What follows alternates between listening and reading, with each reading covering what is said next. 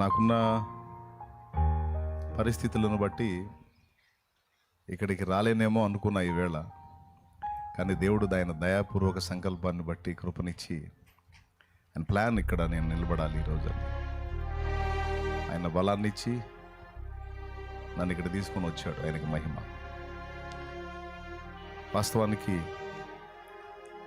హైదరాబాద్ వెళ్ళాల్సి ఉంది. ప్రవీణ్ పగడాల అనేటువంటి దైవజనుడు మొన్నటి రోజున మరి నిద్రించాడు. మంచి దైవజనుడు. 2 దఫాలు ఆయన నేను కలుసుకోవటం మాట్లాడుకోవటం జరిగింది. ఒకసారి ముఖాముఖిగా కలిశాను. నా దగ్గరికి వచ్చారు ఆయన. తర్వాత ఫోన్లో మాట్లాడుకున్నాం. ఊహించని రీతిలో మొన్నటి రోజున రాజమండ్రి సమీప ప్రాంతంలో ఆయన అంటే ఒక యాక్సిడెంట్ లాగా చిత్రీకరించారు, కానీ యాక్సిడెంట్ కాదు. అది పక్కాగా కావాలని హత్య చేశారు దైవజనుణ్ణి అనేది అర్థమవుతుంది. అక్కడ ఉన్నటువంటి పరిస్థితులను చూస్తే అది యాక్సిడెంట్ కాదు, హత్య అని అర్థమవుతుంది. 3 డేస్కి పోస్ట్ మార్టం రిపోర్ట్ ఇస్తామన్నారు. ఆ రిపోర్టు ఏమొచ్చిందో చూడాలి. ఆయన్ని పక్కాగా ఫాలో అయ్యి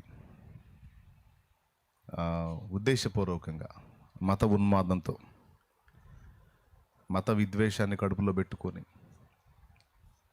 ఆయన కోసం పథకం రచించి పథకం ప్రకారం చేసిన హత్యగానే కనపడతా ఉంది అది. మరి 2 రోజుల నుంచి నాకు హెల్త్ బాగాలేదు.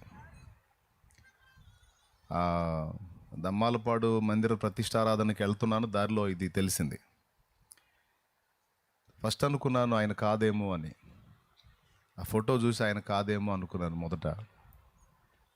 ఎందుకంటే ఆయన ఒంటరిగా వచ్చే అవసరం ఏముంది? బైక్ మీద వచ్చే అవసరం అంతకన్నా లేదు కదా. కారులో తిరుగుతూ ఉంటారు ఆయన. బహుశా ఆయన కాదేమో అనుకున్నాను మొదట ఫోటో చూసి. ఫేస్ రాలేదు. తర్వాత ఫోటోలో నేను కూటానికి సమీపంలోకి వెళ్ళి తడొక ఫోటో వస్తూ ఉంది. చివరికి తెలిసింది ఆయనే అని. సత్యం పక్షంగా గళమెత్తి సత్యం కోసం రోషం కలిగి ఎవరు ఏమనుకున్నా పర్వాలేదు, ఉన్నదన్నట్టు ముక్కుసూటిగా మాట్లాడాలి. మరి ప్రాణాలకు ఆశపడి భయపడి సత్యాన్ని నిష్కర్షగా చెప్పకపోతే మరి దేవుడు బాధపడతాడు. కాబట్టి నేను సత్యాన్ని గురించి గంభీరంగా చాటాలని అనేక మందికి సత్యం గురించి, ఆయన సత్యమై ఉన్న యేసుని గురించి గంభీరంగా చాటాడు. కొంతమందికి అది నచ్చలేదు. అది చేదనిపించింది. విషాన్ని నింపుకుంది, అదను చూసింది, దెబ్బ కొట్టింది. శరీరాన్ని చంపగలరు కానీ ఆత్మను చంపలేరుగా. ఆయన శరీరాన్ని గాయపరిచి ప్రాణం తీశారు, కానీ ఆయన జీవాత్మ పరదేశుకు చేరి పరిశుద్ధులతో చెప్పనసఖ్యమును మహిమాయుక్తమైన సంతోషంలో ఇప్పుడు ఆయన ఉంటాడు. భౌతిక ఎడబాటును బట్టి దైవజనుని గురించి మనం బాధపడతాం, కానీ ఆయన మహిమలో ఉంటారు. ఈ 2 రోజుల నుంచి న్యూస్ అంతా అదే. మీకు తెలిసే ఉంటుంది నేను చెప్పే దైవజనుడి గురించి. ఎంతమందికి తెలుసు? ఎంతమంది చూస్తున్నారు ఇప్పుడు? రైట్, అందుకే చెప్తున్నాను. ఇంకొక విషయం కూడా ఏంటంటే, సత్యంకున్న పవర్ ఎలాంటిదంటే, సత్యం గొంతు నులమాలని ఎంత ప్రయత్నిస్తే అంత భారీగా విస్ఫోటనం చెందే లక్షణం సత్యానిది. ఇప్పుడు కాదు, మొదటి శతాబ్దపు క్రైస్తవ్యాన్ని అణచివేయాలని అప్పటి నుంచే ఎంతోమంది క్రైస్తవుల్ని హతసాక్షుల్ని చేశారు. కొంతమంది దుర్మార్గపు రాజులు యేసుప్రభుని నమ్ముకున్న కారణం చేత యేసుప్రభుని నమ్ముకున్న బిడ్డల్ని స్తంభాలకు కట్టేసి తారుపోసి అతి కిరాతకంగా చంపారు. ఇక్కడ ధర్మ సందేహం వచ్చింది.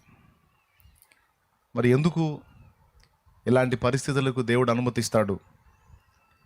మరి ఎంతోమంది భక్తుల్ని ఆయన అద్భుతంగా కాపాడాడు. అగ్నిగుండంలో విసిరి వేయబడినటువంటి శద్రకు మేషాకు అబేద్నెగోల్ని 4వ వాడుగా ఉండి కాపాడాడు.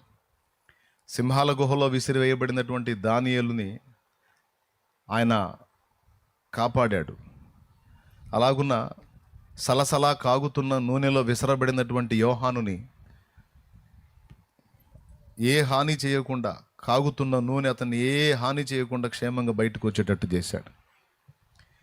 ఆయన తీసుకెళ్లి సింహాల ముందు విసిరితే సింహాలు ఆయన దగ్గరకు వచ్చి చూసి సైలెంట్గా పక్కకెళ్ళి కూర్చునేటట్టు చేశాడు. ఇట్లా మానవాతీతమైన అద్భుతాలు జరిగించి ఎంతోమంది ప్రాణాలను, భక్తుల ప్రాణాలను కాపాడాడు దేవుడు. ఆ మాటలు బైబిల్లో రాస్తున్నాయి. అలాగే కొంతమందిని ఆయన చిత్త ప్రకారం హతసాక్షి మరణాన్ని కూడా అప్పగించినటువంటి చరిత్రలు కూడా బైబిల్లో రాయబడి ఉన్నాయి.